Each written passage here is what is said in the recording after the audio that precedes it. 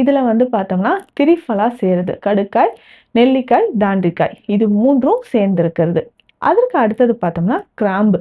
கிராம்பு ஒரு முக்கியமான மூலிகை. பலரும் அறிந்த ஒரு விஷயம்.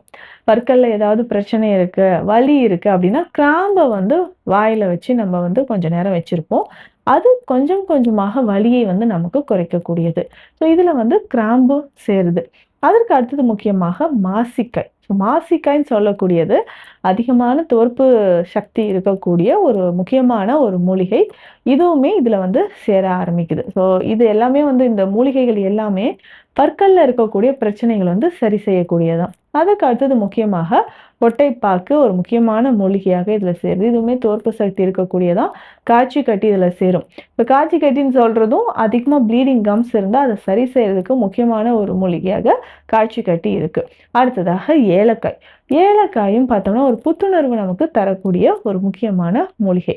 கண்டங்கத்திரியும் இதுல சேர்த்துக்கலாம். கண்டங்கத்திரி காய் இருக்கு இல்லையா? உலர்த்திட்டு அத வந்து இதனோட சேர்த்துக்கலாம்.